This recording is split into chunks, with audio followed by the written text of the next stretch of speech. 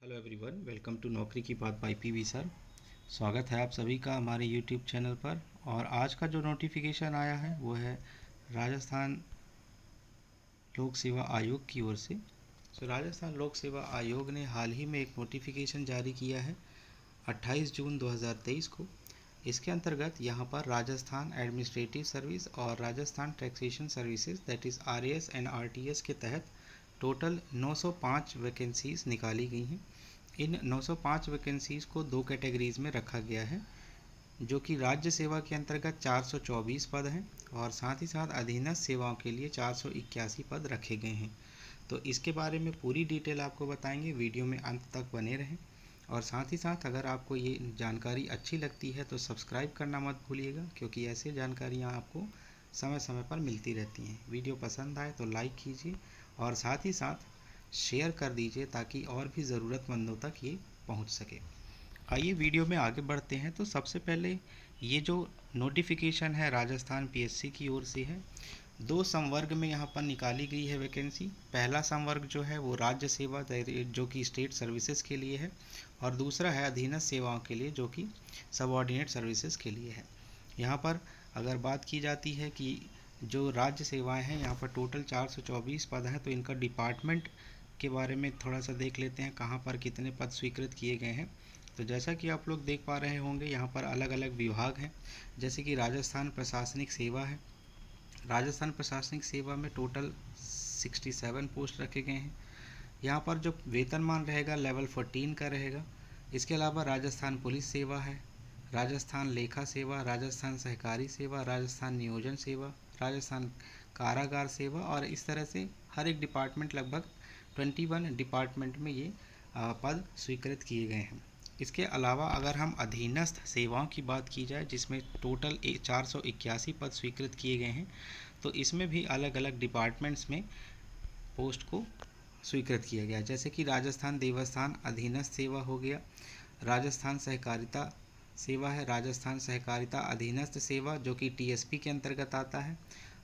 तो इसके बारे में पूरी डिटेल इस लिस्ट में दी गई है। तो आप इसको एक बार गो थ्रू करिएगा और अपने हिसाब से, अपने रुचि के हिसाब से डिपार्टमेंट के लिए फॉर्म भरिएगा। इसके अलावा यहाँ पर कुछ इम्पॉर्टेंट नोट भी दिए गए हैं, जैसे कि जो टीएसपी के अभ्यर्थी होंगे, टीएसपी मतलब होता है कि ट्राइबल सबअर्बन प्लान, है ना। तो यहाँ पर जो टीएसपी क्षेत्र के अभ्यर्थी होंगे वो गैर टीएसपी क्षेत्र की रिक्तियों के लिए भी पात्र हैं।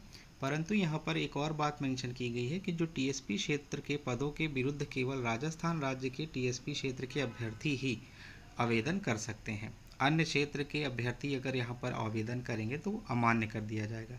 इसके अलावा दूसरी इम्पॉर्टेंट बात यहाँ पर बताई गई है कि जो अधीनस्थ सेवाओं की क्रम संख्या 2 है, 3, 9, 10, 11, 19 और 22, इन सभी को किस में रखा गया है? विभागीय कर्मचारियों के लिए स्वीकृत किया गया है। मीन्स आप जो अधीनस्थ सेवाओं में दूसरा, तीसरा, 9वां, 10वां, 11वां, 19वां, इनको अगर आप भरना चाहें तो आप नहीं भर पाएंगे, क्योंकि ये विभागीय कर्मचारियों हेतु आरक्षित हैं।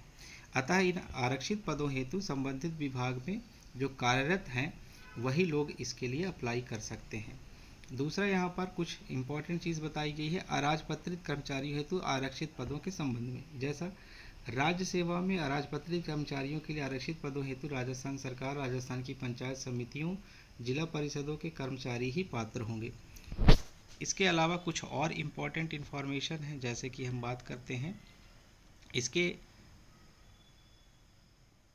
अनिवार्य शैक्षणिक योग्यताओं के बारे में। अनिवार्य शैक्षणिक योग्यता यहाँ पर आपके पास ग्रेजुएशन होना चाहिए, किसी भी स्ट्रीम में आपके पास ग्रेजुएशन होना चाहिए।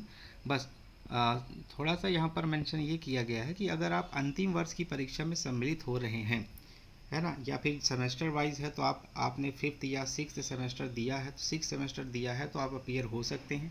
कंप्लीट हो गया है तो आप फुल्ली एलिजिबल हैं। अगर कंप्लीट नहीं है, अंतिम वर्ष का एग्ज़ाम दिया है, तो आप एलिजिबल हैं। बट जैसे ही प्रीलिम्स का एग्ज़ाम होगा और मेंस के लिए आप अपीयर होंगे तो आपसे रिज़ल्ट मांगा जाएगा, और रिज़ल्ट आपके हाथ में होना चाहिए पास होने का। तो आप किसी भी स्ट्रीम में ग्रेजुएशन होना चाहिए, मायने ये रखता है। दूसरा, अगर हम आयु सीमा की बात करते हैं तो आयु सीमा की जो गणना है वह 1/1/2024 को की जाएगी, और इस तारीख तक आपको 21 वर्ष कंप्लीट कर लेना होगा और 40 वर्ष कंप्लीट नहीं करना होगा। मतलब 21 से 40 साल का एज क्राइटेरिया रखा गया है यहाँ पर। फिर इसके अलावा और भी बहुत सारे जैसे कैटेगरीज हैं, जैसे राजस्थान के जो लोकल्स हैं, लोकल्स के अलावा जो कैटेगरीज को बिलोंग करते हैं उनके लिए अलग अलग यहाँ पर सिस्टम रखा गया है। जैसे एज में छूट दिया जाना, तो किसी को 5 साल, किसी को 10 साल, किसी को 5 साल ऐसा करके छूट दिया गया है, तो इसको भी एक बार आप गो थ्रू कर लेना। अब हम बात करेंगे यहाँ पर जो चयन से संबंधित जो प्रक्रिया है उसके बारे में। तो चयन का जो प्रक्रिया रखा गया है, यहाँ पर 3 स्टेजेस होंगे। 3 स्टेज कौन सा होगा? पहला तो आपका एग्ज़ाम लिया जाएगा, प्रतियोगी परीक्षा, और दूसरा होगा साक्षात्कार। यहाँ पर जो एग्ज़ाम होगा वो 2 स्टेजेस में होगा, प्रिलिमिनरी एग्ज़ाम और उसके बाद मेंस एग्ज़ाम होगा। मेंस में जो क्वालिफाई करेंगे वो आगे साक्षात्कार देंगे। साक्षात्कार होने के बाद मतलब मेंस के लिए आपको 15 गुना बुलाया जाएगा, ठीक है, और यहाँ पर उसका पूरा ब्यौरा दिया जाएगा। तो यहाँ पर देखना चाहिए कि जो परीक्षा का स्थान और माह यहाँ पर मेंशन नहीं किया गया है कि परीक्षा किस स्थान पर होगी, उसके लिए सेपरेट से आपको बताया जाएगा। हाँ, ये हो सकता है कि एक टेंटेटिव डेट दे दी गई है कि जो एग्ज़ाम होगा वो सितंबर या अक्टूबर के माह में हो सकता है इसी साल। तो एक टेंटेटिव डेट है, फिक्स डेट नहीं बताई गई है। तो आप लोग रेगुलरली इसकी जो वेबसाइट है, ऑफिशियल वेबसाइट, जो कि rpsc.rajasthan.gov.in है, वहाँ पर आप निश्चित रूप से रेगुलरली विज़िट करते रहें, आपको इन्फॉर्मेशन मिल जाएगी। दूसरा यह है कि परीक्षा का योजना और पाठ्यक्रम क्या होगा। तो यहाँ पर परीक्षा की योजना क्या होगी? ऑफलाइन ऑनलाइन पद्धति में ली जा सकती है, वस्तुनिष्ठ प्रकार की होगी, तो ऑनलाइन भी हो सकता है, ऑफलाइन भी हो सकता है। दूसरा यह है कि प्रारंभिक परीक्षा के सभी प्रश्न वस्तुनिष्ठ मतलब ऑब्जेक्टिव टाइप के होंगे। दूसरा, मुख्य परीक्षा जो होगी वो वर्णनात्मक होगी, मतलब आप सब्जेक्टिव आंसर राइटिंग करेंगे। इसके अलावा इसका जो सिलेबस होगा वो अलग से वेबसाइट पर अपलोड किया जाएगा। आवेदन की प्रक्रिया के लिए यहाँ पर आपको सबसे पहले क्या करना होगा कि राजस्थान पीएससी का जो ऑफिशियल वेबसाइट है, जो कि rpsc.rajasthan.gov.in, यहाँ पर आपको आवेदन पत्र भरने के संबंध में जो दिशा निर्देश दिए हैं, इंस्ट्रक्शंस हैं, उनको फॉलो करना होगा। इसके अलावा आपको यहाँ पर एक पोर्टल दी जाएगी, उस पोर्टल का नाम है SSO Rajasthan.gov.in। इस पोर्टल में जाके अपना वन टाइम रजिस्ट्रेशन करना होगा। रजिस्ट्रेशन करने के लिए आपको अपना नाम, अपने माता पिता का नाम, अपनी क्वालिफ़िकेशंस, अपना आधार आईडी वगैरह, इन सब को अच्छे तरीके से अपलोड करना रहेगा, क्योंकि वो आगे आपको काम आएगा। किसी भी प्रकार का कोई अगर त्रुटि होता है तो उस त्रुटि में सुधार के लिए भी 10 दिन का समय आपको दिया जाएगा, 10 डेज़ फॉर, है ना, फॉर मॉडिफिकेशन इन फॉर्म, है ना। तो ये 10 दिन में दिया जाएगा और इसके अंतर्गत आप 500 रुपीज़ का फ़ाइन भर के क्या कर सकते हैं, उसको मॉडिफाई कर सकते हैं अगर फॉर्म भरते समय कोई गलती होती है तो। इसके अलावा अगर स्कीम ऑफ एग्ज़ामिनेशन की बात करें तो जैसा कि आपको पहले ही बता दिया गया है, scheme of examination preliminary exam और मेंस एग्ज़ाम के बेसिस पर होगा। फिर उसके बाद आपका साक्षात्कार या इंटरव्यू कंडक्ट कराया जाएगा। प्रिलिमिनरी एग्ज़ाम जो है वो 200 नंबर का होगा, 3 घंटे आपको समय मिलेंगे और यहाँ पर जनरल नॉलेज के साथ जनरल साइंस के क्वेश्चंस पूछे जाएंगे। मेंस एग्ज़ामिनेशन में आपको 4 पेपर देना होगा और 4 पेपर 200 का ईच पेपर रहेगा, है ना। और वहाँ पे आपको सॉरी, इंग्लिश और हिंदी से रिलेटेड क्वेश्चन को सॉल्व करना रहेगा। तो जैसे यहाँ पर आप देख पा रहे होंगे, पेपर 1 जनरल स्टडीज़ पेपर 1 है ना, GS2, GS3 and GS4। GS4 में हिंदी और अंग्रेजी दोनों रहेगा।